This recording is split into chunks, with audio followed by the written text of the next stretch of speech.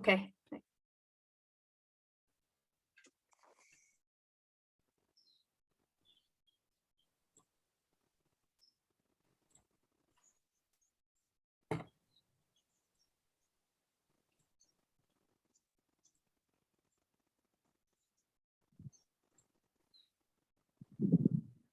We're just going to give a couple of minutes for late arrivals before we properly start the session. Right.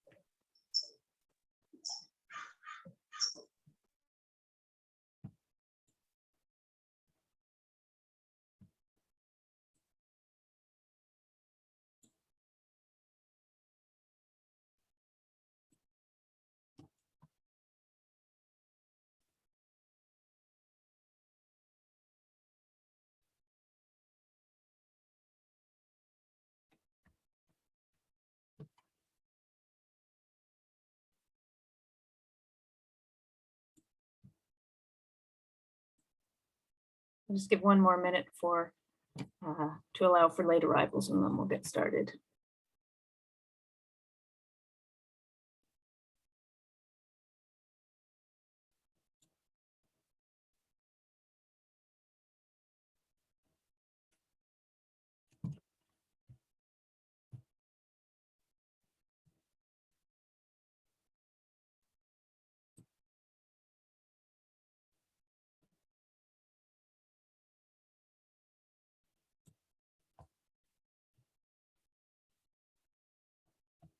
Okay.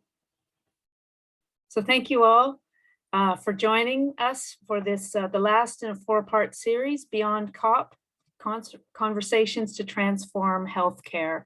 This weekend was the conclusion of the Conference of the Parties 26, and how much of a success it was might depend who you talk to, but there were definitely steps forward. And this section is going to be a reflection on that and a discussion on how we can continue to move forward for making the changes needed in our roles as healthcare professionals and in our own lives and in society. Now, this is meant to be a space for discussion, so please do put your comments and questions in the chat.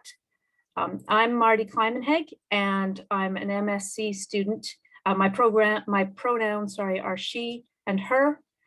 I'm an MSc student in occupational therapy at the University of Southampton. I'm a little more mature than your average healthcare student. This is a second or third career for me, if you count motherhood in the middle. I've previously worked in environmental engineering in both industry and research. And then after taking some time off for full-time parenting, I've pivoted to OT, but I've maintained throughout my life a passion for sustainability. And I'm excited to work in one of the few careers where our core responsibility is improving people's lives rather than just making money for our employer. And I think as healthcare professionals, we're in a good position to use our voices to call attention to the bigger picture and push for decisions that truly benefit people. So this Reflect session considers the need for active hope within movements and aims to provide those involved with tools and inspiration to sustain meaningful change through processes of reflection and re-evaluation. So we've got 3 fantastic panelists this evening, all our physicians and thought leaders. We've got Professor Howard Frumkin, we've got Professor Stefi Barna and Dr. Cyan Brown. So I will just give an overview of the question that we want to address tonight, and then I'll let each of you give a more full introduction of yourself, if that's all right. So the main question that we have for tonight's session is, given that the IPCC report says that the effects of climate change are going to impact us for hundreds of years, how do we as healthcare professionals stay positive and maintain processes of change? So I'll call on you first, Howard. Thank you, Marty, and good evening, everybody. It's really nice to be here. I'm speaking to you from Seattle, so it's still morning time for me. Nice to be with you all.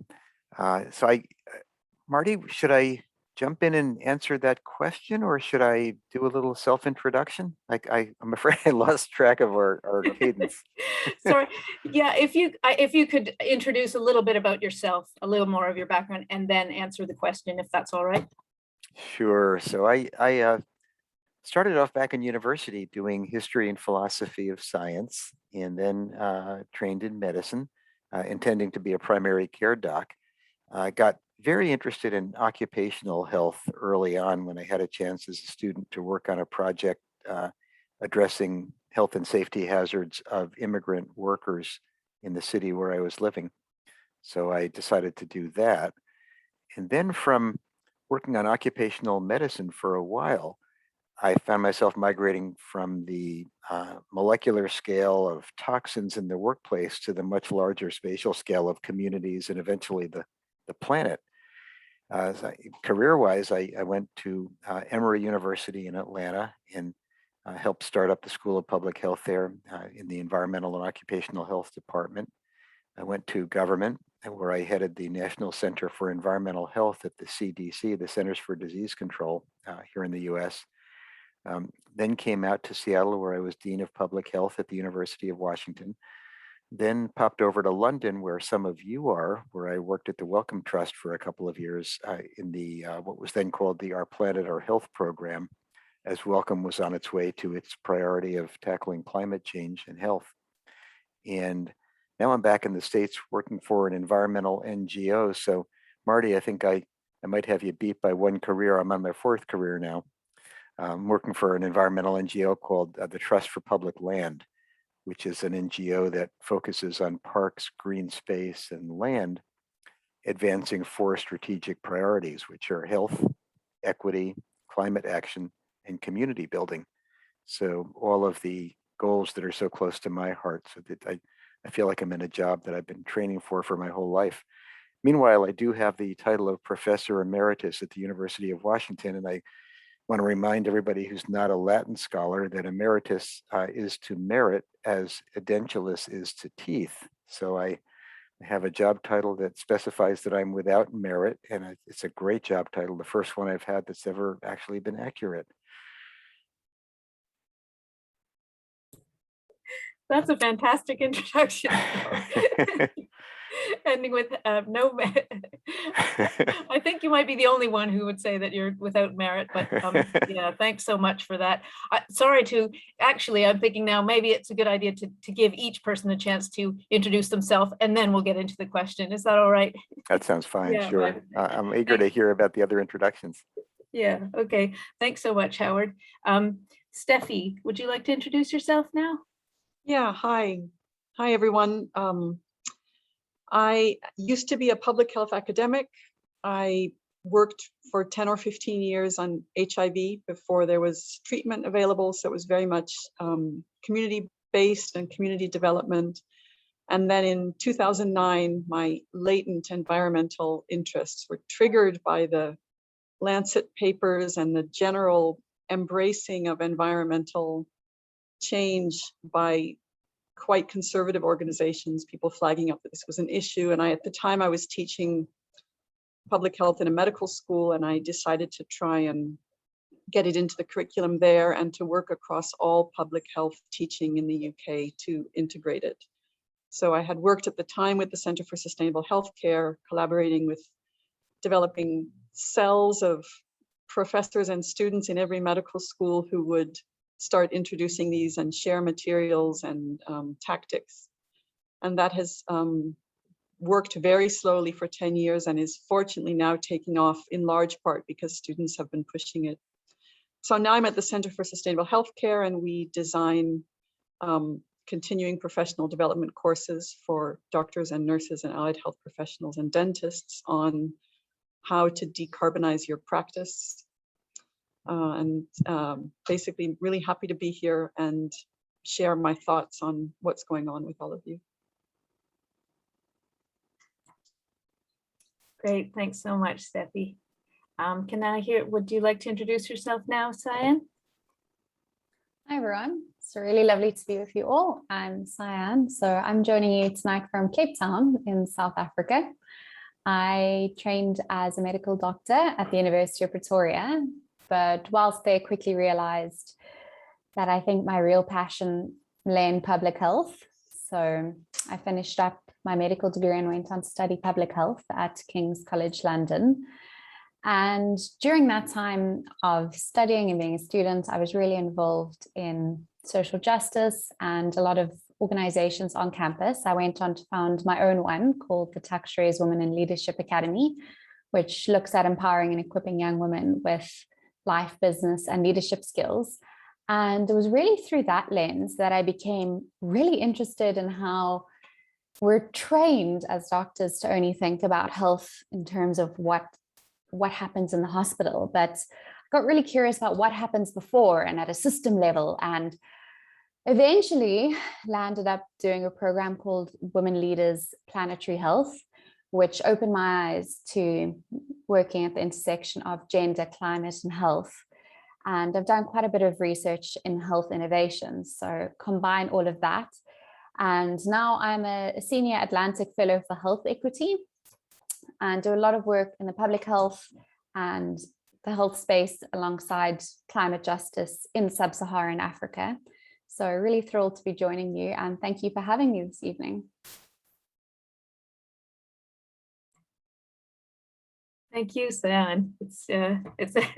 We have quite a geographic spread across this Zoom meeting, don't we? From Seattle over to South Africa, so, and with the UK in between. I guess maybe if it's all right, I'll call you in the same order to talk about this question that Kiana has put in the chat, that given that the IPCC report says the effects of climate change will impact us for hundreds of years, how do we stay positive and maintain processes of change? So I tend to think about, it's a really important question.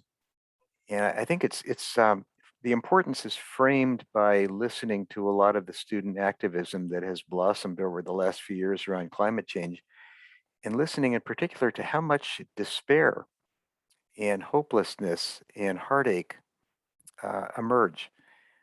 There's a lot of despair out there, and it's understandable. There's doomer literature that pushes it, but even without dipping into doomer literature, just looking at some of the trends can make a person feel grim. So in response to that, I think it's very important to lift up the notion of hope, to maintain hope over despair. And I'll just say a few things about maintaining hope. The first is that as health professionals, we have a real interest in maintaining hope in ourselves, in our patients, and in our communities, because hope is good for health. Hopeful people feel better than hopeless people. They have lower risk of cardiovascular disease, of obesity. Among young people, hopelessness predicts risk-taking behavior. Hopefulness predicts much less risk-taking behavior. So lots of good reasons as healthcare providers to maintain hope, because it's very aligned with our mission. Second reason to maintain hope is that hopeful people do stuff, and hopeless people tend to withdraw and be inactive. At a time when we're facing an emergency and when action is necessary, we need to propel the conditions that help people be active. In fact, the very definition of hope in the clinical literature includes within it the notion of action, both of having goals of identifying pathways toward those goals, and of having the sense of personal agency to be able to follow those pathways. So action is intrinsic to the idea of hope. It's different than optimism. Optimism is the blithe belief that everything's going to turn out okay. Hope is much more action oriented. And so the second reason to propel hope is that we need the action that hope delivers, not the withdrawal that despair delivers.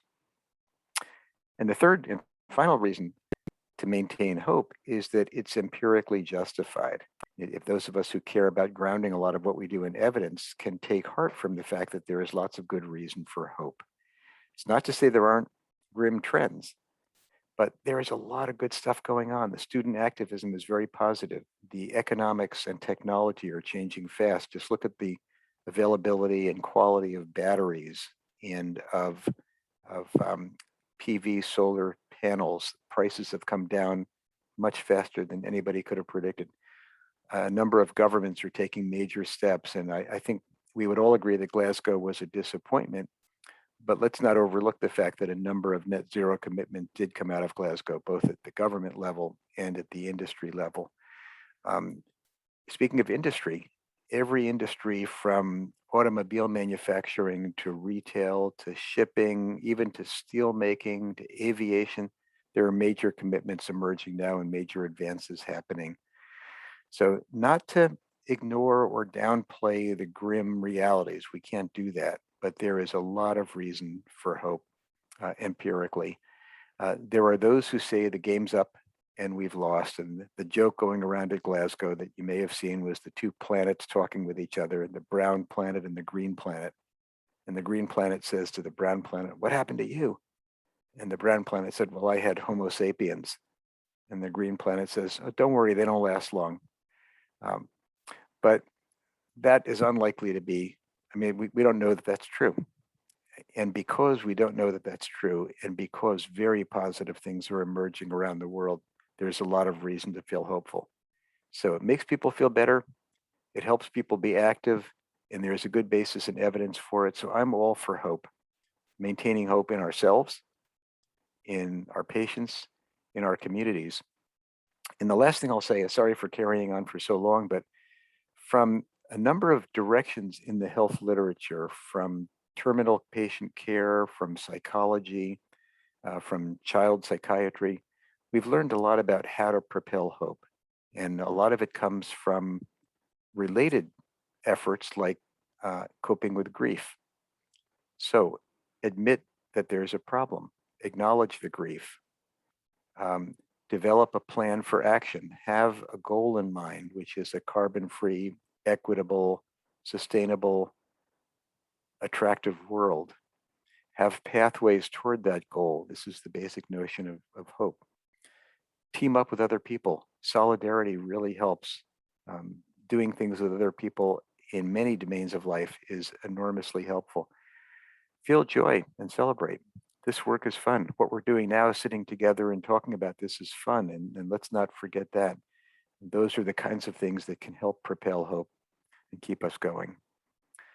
So lots of reasons for us to propel hope. We know a lot of the things we need to do to propel hope. And that would be my verbose, apologetically long answer to the question of how we stay positive and maintain processes of change. Thank you, Howard. Yeah, that's really good clinical recommendation of why hope is not just possible, but necessary and therapeutic and helps to drive action. So thanks a lot. Stefi, would you like to step to yours? Yeah, that was really helpful, Howard. I think from my experience, I have a couple of questions. So one is, I'm very often asked in workshops when we're talking about climate change and the numbers and the health impacts of, it's so overwhelming. How do you not despair? And it's an interesting question to me because, at least working in public health, and I'm sure those of you who've sat as medical students or health profession students with patients, you are exposed to a phenomenal amount of suffering in the world. And the question of, the grieving that comes from seeing the global genocide against women, that sees, you know, the crushing burden of racism or homophobia, the rigid class system or caste system which doesn't allow people to move. All of those things are, you know, when you really get in touch with them, just as upsetting as this. So I guess there's a question of scale for some people, or perhaps some people haven't seen that yet. So I suppose I'm making the question worse by saying it's not only, you know, the prevention of the sixth mass extinction that we're trying to stay positive about, but like, how do you just address the suffering that seems inherent in how human societies have constructed themselves? And I was moved when I was a college student that I met a congressman who was visiting or giving a talk, who was one of the few Black congressmen at the time. And a report had just come out that Black families in America were worse off now than they had been before the civil rights movement economically. And so I asked that congressman, you've worked on this issue your whole life and you're close to retirement, and it seems like you haven't really achieved anything. And what does that feel like? And I remember that he said, there's only one thing to do, and that is to work on, you know, the topic of injustice that's in front of you. And that's what I've spent my life doing. And it's a bit like the, you know, there's a sort of Indian philosophy idea that you must take right action, but you can't be attached to the outcomes of your actions. So I guess I'm throwing this in, not that I'm not a, you know, strategic number counting person who's trying to measure how far we're getting on what timeline, but at the same time, I feel, for me at least psychologically, this idea that one does the best one can with the personality that one has in the context, you know, that one exists, and many other things are out of our hands. So I think in the end, I end up with what has been called a pessimism of the intellect, a kind of critical approach to what's going on, and yet an optimism of the will, that there must be a potential for us to get somewhere with this.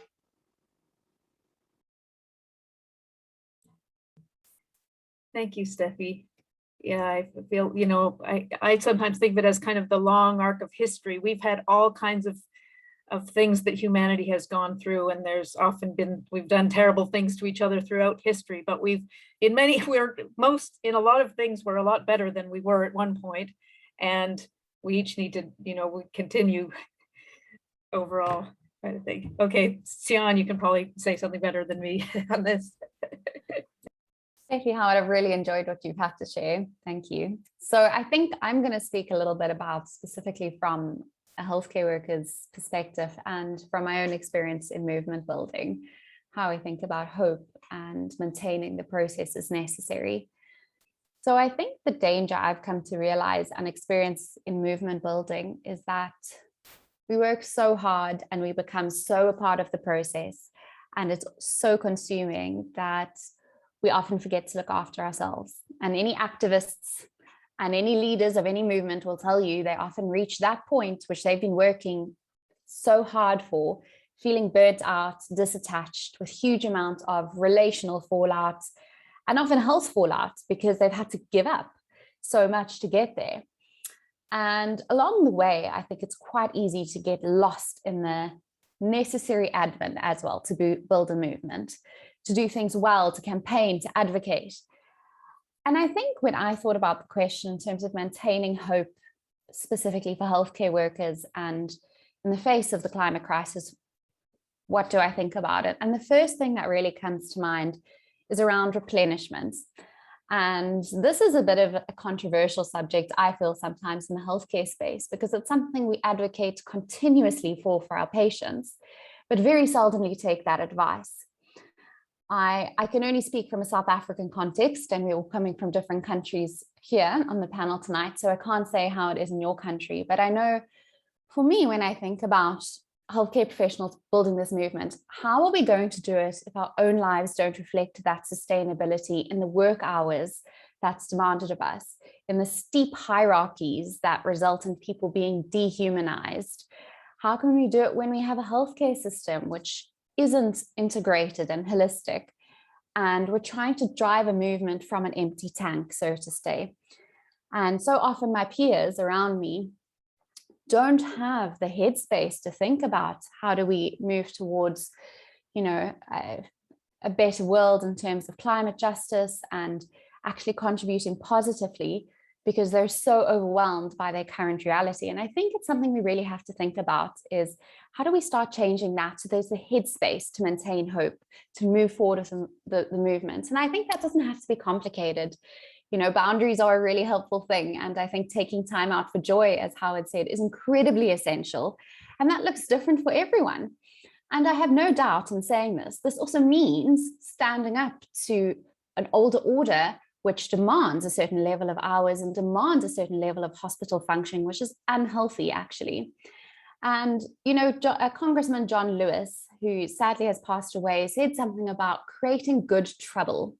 And I think this is absolutely necessary for hope and sustaining a movement. I think we have to, as healthcare workers, create good trouble in changing our own system and life so that we have that extra reserve, that extra capacity to be able to lead with integrity and to be able to get to that place we need to go in terms of the goals we're setting for the planetary health movement and the climate change movement, and not arrive there exhausted, depleted, and in a terrible headspace. That's the first thing.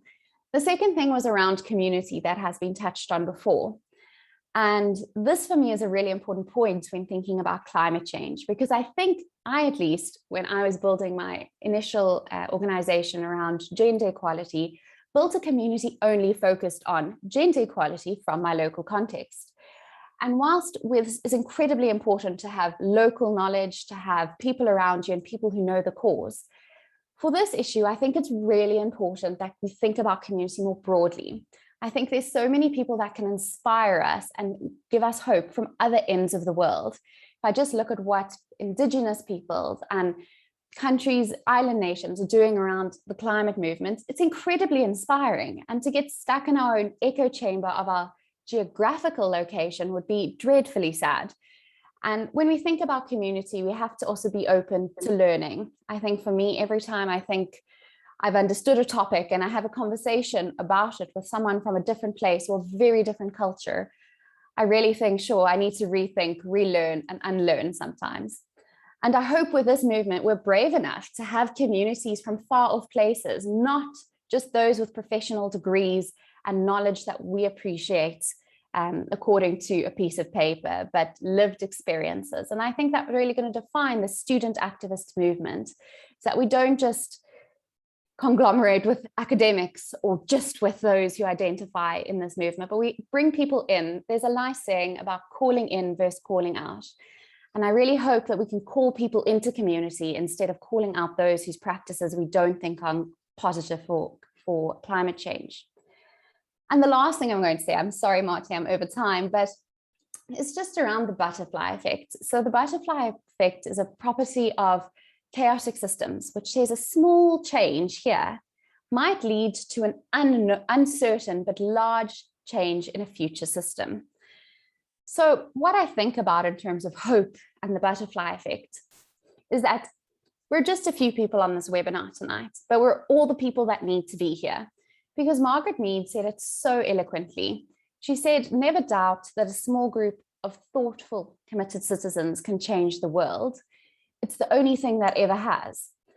And all movements in history, and we've got some history scholars here tonight, will know that all movements start from small groups of individuals. And I think we need to, although it seems overwhelming if we look at the news and the outcomes that didn't happen at COP26, we can know that with small groups, we can inspire change and action that can have uncertain but large changes elsewhere. And that keeps me inspired. And the fact we're having this conversation across so many geographies, professions, and time zones, that's a huge source of hope for me. And I think clinging to these small pieces of hope adds a smile to my face and refreshes me on days where I'm not hopeful, because I don't think we're in a state of being hopeful or hopeless necessarily, one or the other. I think it can fluctuate depending on the news, if you're experiencing a climate disaster and all of life's other circumstances. And so I think that being in community can constantly replenish you. setting boundaries and looking after yourself and saying no to senior consultants that brutalize you and your hours. And lastly, just being confident in your small changes. I am sure as healthcare professionals, we can ignite the necessary hope for this movement.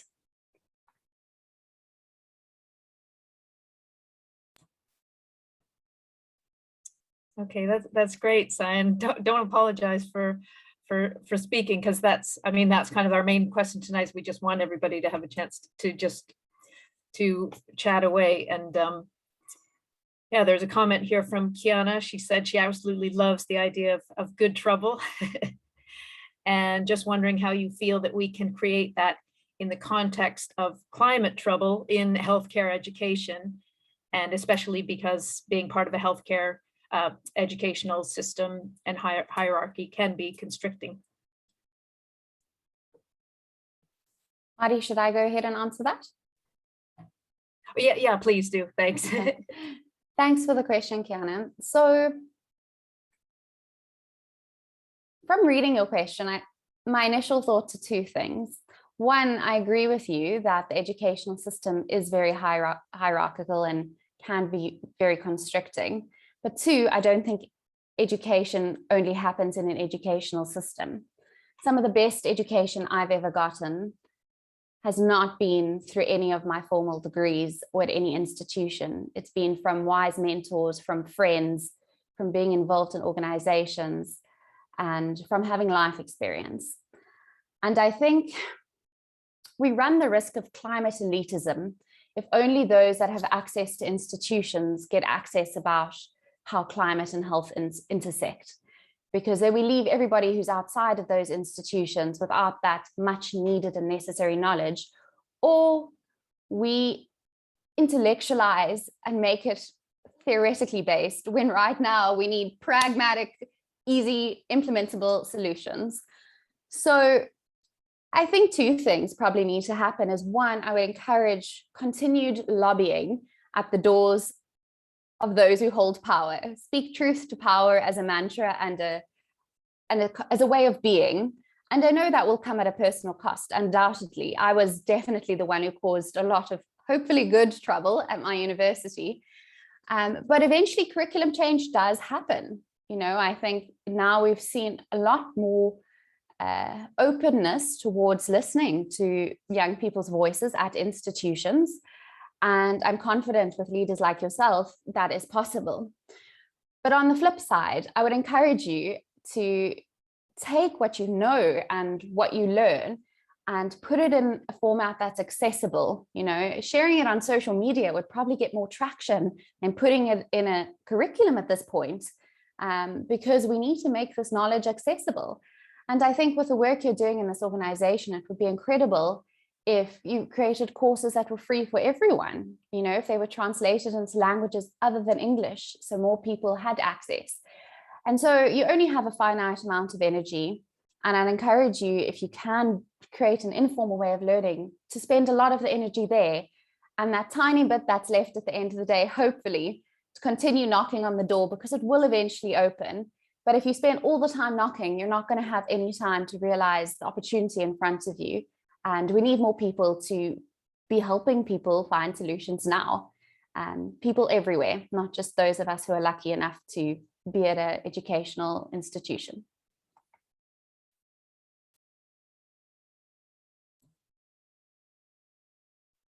Thanks, Cyan. I see, Howard, you've put a quote in here from Mark Twain: "Never confuse your schooling with your education." Very true. And you've put a link here. Do you want to speak a little bit about the link at all? Or? Sure. This is just to a resource that people may not know about. It's the Global Consortium on Climate and Health Education, which is based at Columbia University in New York. It's a really great repository of curriculum material. So this is not to disagree with Cyan at all, that curriculum isn't the be all end all, but it can be useful. And for those who would like to do some curriculum building in their institutions, this is a great source of materials.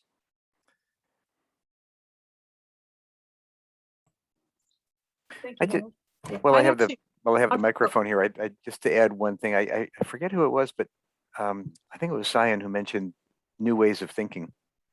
One of the really encouraging pieces of the planetary health movement has been lifting up indigenous knowledge as a key to the way we relate to our planet, much more about stewardship than about conquest. And that would be a very useful adjustment in thinking for lots of Western societies, including in medicine. Another piece of changing paradigms that's relevant to the health professions is a much more ecological thinking. My daughter, who's now training in pediatrics, lamented to me at one point in her training, said, Dad, when you were applying to medical school, your requirements were biology, chemistry, physics, and math.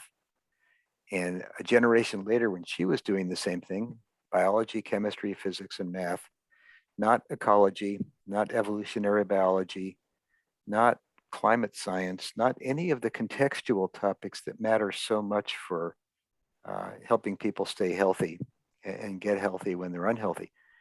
So thinking about what really are the intellectual foundations of understanding health and of providing health care, thinking about the prerequisites that health science students ought to have, thinking about ways to weave not only climate and health, but ecological thinking, systems thinking into notions of what health training is all about.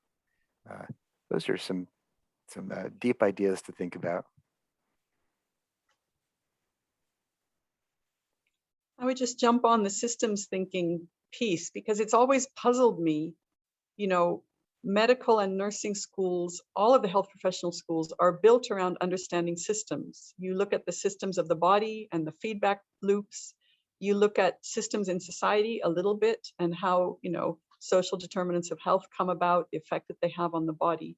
And it's just one more circle to go out and say, let's look at the relationship and the feedback loops between environment and human health. So we're not even asking for a completely different thing. We're just saying, slightly broaden your understanding, your systems approach to understanding human health.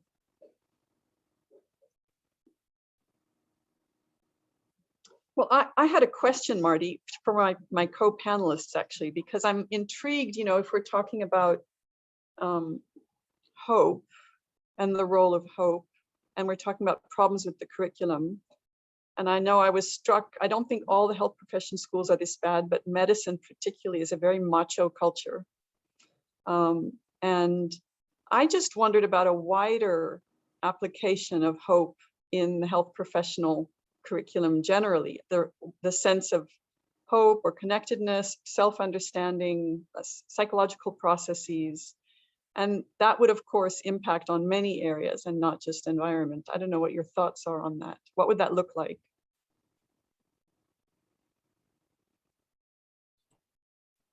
Do you want to field that first, Howard, and then Cyan? I was going to defer to Cyan because I think that builds on some of the points she made about self-caring. So maybe I'll follow if you don't mind, Cyan. Sure. And why I'm pausing, Steph, is I think I'm trying to contextualize your question, answering from my context, not giving you a hypothetical answer. And I think in my context, a lot of the healthcare workers around me, particularly post-COVID, are really depleted. A lot of them have serious PTSD, and mental health is a very stigmatized conversation. And so I think the notion of hope seems toxically positive in the circles at the moment, because it's really hard, I think, after having gone through a pandemic in a country where basic PPE wasn't provided, for the first 1.5 waves, for many of them to feel hopeful right now. But with that being said, that's the present situation. That doesn't have to be the future. And with a greater emphasis on the soft skills and particularly investment into psychological well-being, we spend a long time learning psychiatry, but we never think about, should we learn a basic debrief? Should we understand that when we're exhausted and hungry and we've had a stressful shift, that we don't make good decisions or operate from a rational place? basic things like that, I think it would be much easier to self-manage and to be aware of, more self-aware in general. And I think that could lead to much more emotional regulation and create actually a bit of spaciousness around having conversations about the things that went well, not only doing debriefs on the horrific accident or, you know, what shouldn't have happened, but having space to compliment a co-worker, to have a really genuinely inclusive conversation in a multidisciplinary team instead of barking orders. And I think to have time to connect with your co-workers in a meaningful way, which right now, I mean, those do seem like idealistic things, but we're talking about what is possible. And I do think that comes back to the question of sustainability, is if we're really operating in a sustainable way on all levels to the individual level, having that psychological well-being and processes as part and parcel of training for all levels and all healthcare workers, I think would really change the environment and definitely be generative for hope and a sense of well-being that would hopefully, you know, influence patient care and influence how we treat our planet. I'll pass on to you, Howard. Thanks. Great comments, Cyan. I guess I'd build on that by coming at the question from a different direction. And that is to say, if we're to move to a post-carbon economy, as we must, that implies a whole series of very profound social transitions in technology, in power relationships, in the economy, in everything we've taken for granted. And we've all grown up in a certain set of arrangements, so it may even be hard to envision what a decarbonized world will look like. But the key thing is, it has to be an appealing world that people want to live in. This transition can't be a story of deprivation and sacrifice. It has to be a story of opportunity and good lives. So it raises the question of what is a good life?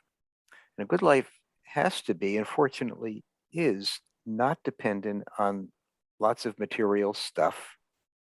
I mean, we know a lot from the happiness literature in recent years, from hedonic psychology, to use the technical term, about the main ingredients of happiness, of good lives.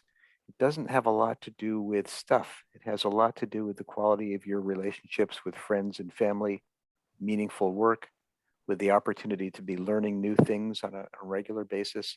Health is fourth or fifth on the list, not first, as we might think sometimes. So building a notion of a good life in a post-carbon society, in a sustainable world, around exactly the things Cyan was talking about, around authentic relationships with coworkers and with friends and family that are rewarding relationships, and of having time to spend with people we care about rather than being rushed all the time, and of simplicity. I think most people who are loaded with too much email and too many devices and too many inputs and too much sensory stimulation would say simplicity would be mighty appealing. So building that picture of a good life, one that is attractive to people, it's a mandate. We can't achieve the transition we need to achieve unless people on a large scale are willing to undertake that transition. And let me just finish by saying that all of those comments really have much more to do with the global north and the global south. There are many parts of the world where higher levels of consumption and more material comfort is an absolute necessity, and soon. So that needs to be very much a part of this conversation too, and that's a global justice issue. But for those of us who are responsible for most of the carbon emissions in the world, downscaling and simplifying, and building lives around the things that we know make people happy and satisfied is the direction we need to move in.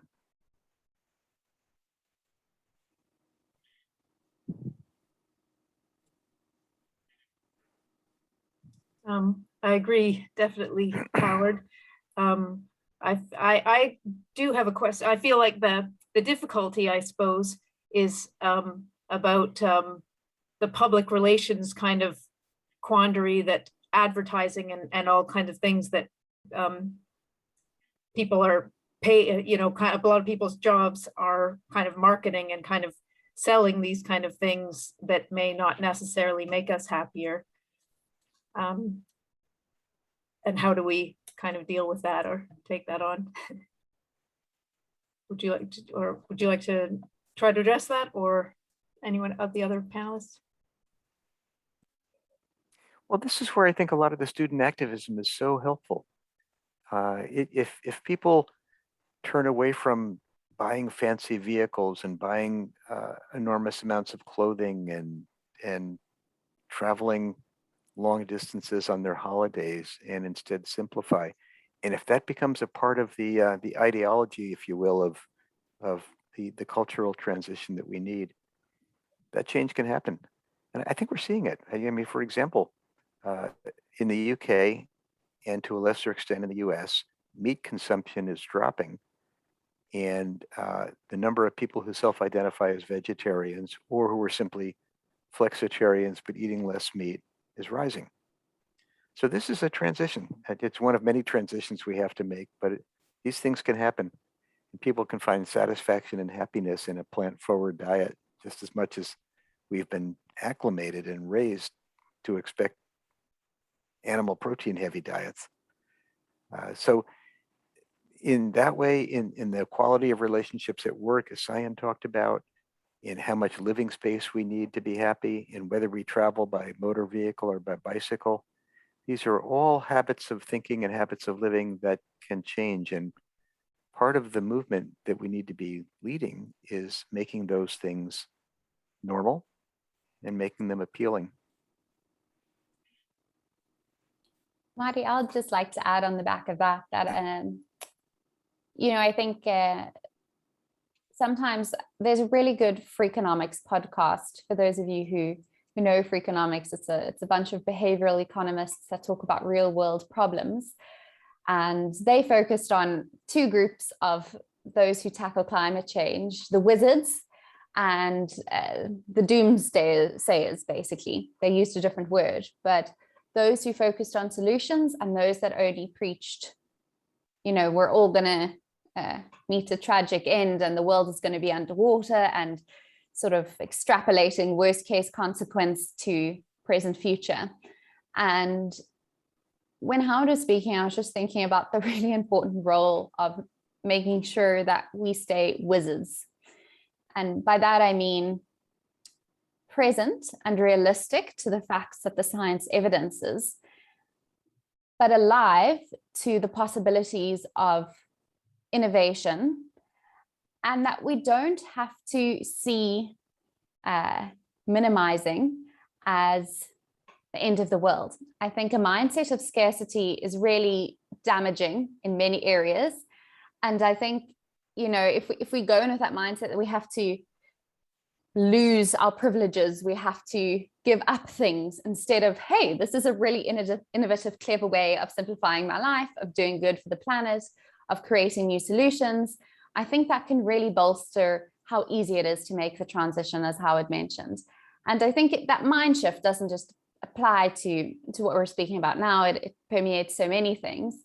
But I think for me, whenever I get trapped in mindsets of scarcity about what I must give up or what I must let go of, I start having fear-based thinking, and then I end up in a rabbit loophole where someone needs to pull me out. And I just think with this, we need to remember we're all really ingenious, innovative people who are here for a very specific reason.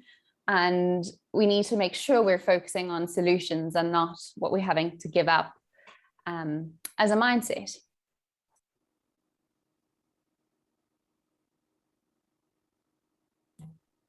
Great, thanks, Anne. Stefi, I feel like I haven't given you a chance to speak for a while. Would you like to jump in, or am I putting you on the spot? Or No, that's all right. Are we going to be? I think I don't have anything to add to what people have said, but I'm happy to contribute closing comments. Yeah, we're getting near the end of our hour. We could go up to. Oh yes, I see your comment, Howard, that you can just stay. You'll may have to drop off a bit early. Would you like to make say anything before we sort of close up, Howard? No, I think I've been carrying on far too much. Just thank you for the chance to be here. Thank you all for the good work you're doing. The one piece that I guess I'd toss into the conversation as a parting shot is courage. We haven't talked about courage, but to break with lifelong patterns, to break with institutional norms, to assert different priorities than are prevalent. Those things all take courage. So in addition to keeping our eyes on the prize, dedication to the future, thinking about sustainability and justice, equity and health, we need to think about courage. This is daunting work sometimes. So be brave, be productive, take care of yourself, be hopeful, and thank you, everybody. Sorry for having to drop off early.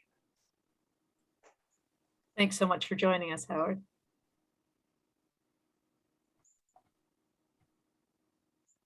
Okay, there was one more comment here in the chat about the debate about whether we change our behaviors, such as not eating meat and consuming less, versus creating solutions around those, such as growing meat in a lab or carbon capture. Would either you guys like to have a brief look at that before we sign out?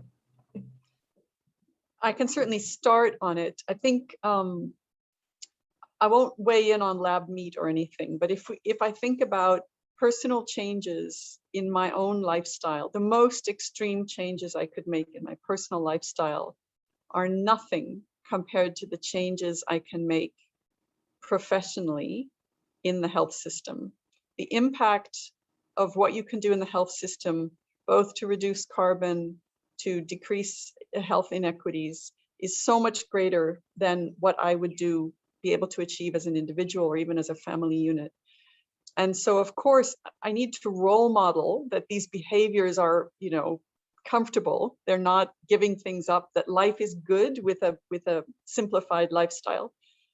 But I think really pushing for high level change wherever it feels comfortable to you. So some people like to get arrested in the street. Some people want to lobby from the inside. Some people want to support other people to do public things.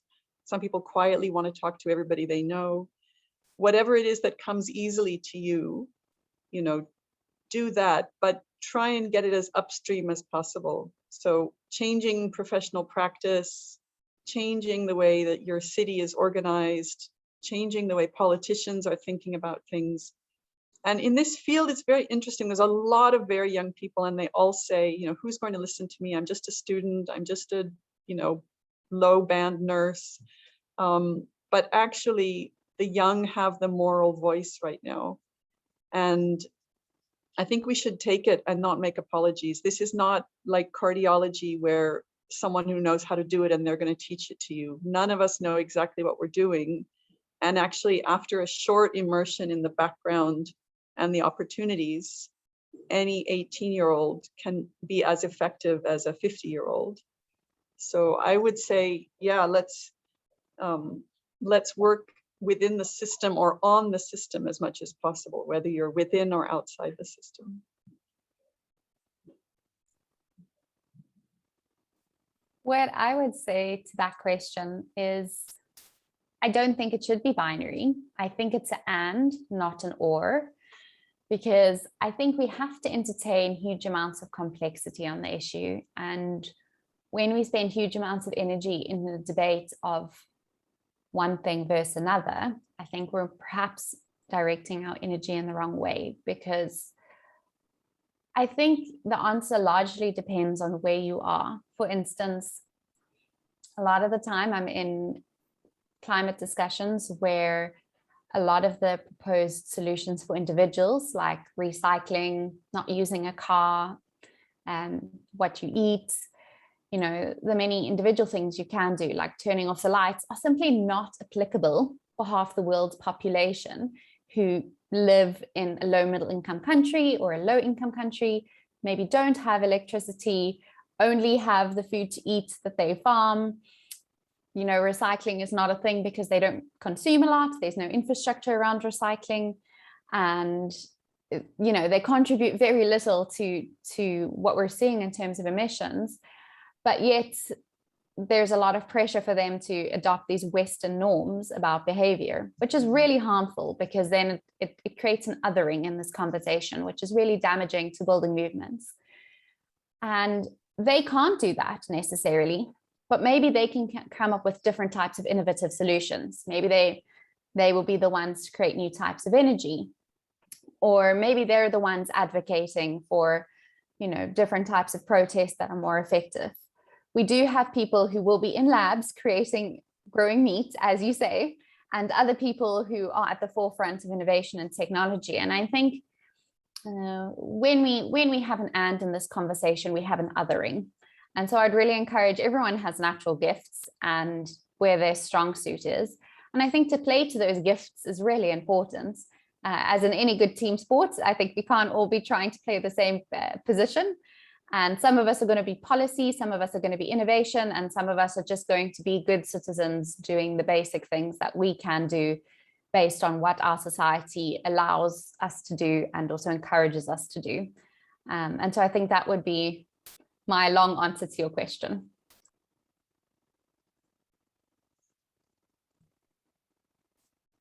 Great, thank you so much, Cyan.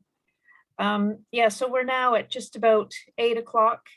So we're near the end of the hour. I want to thank both of you for coming to this, for taking part in the session. We've asked everybody. Kiana's just put in the chat a link for a feedback form for all of you listening, to let us know how it's been, and we really want to keep the conversation going and keep moving forward. So kind of watch this space for next steps. And thank you again, Stefi, Barna, and thank you, Cyan Brown. It's really been a pleasure, and to have the two of you and Howard Frumkin. So thank you so much for joining us this evening. Thanks, Marty. Thanks, Stefi. And thanks for everyone who was organizing this. It was really nice speaking with everyone, and I will follow the work of this organization closely. All the best, everyone. Yes, thank you to all the behind. Sorry, I didn't mention all, Jessica Burt and the key organizers that have put this series together. So Kiana and Jacob and Center for Sustainable Healthcare. Thank you all so much. And thank you, everybody. Have a good evening. Thanks so much. And I'll end the session there. Have a nice evening, everyone.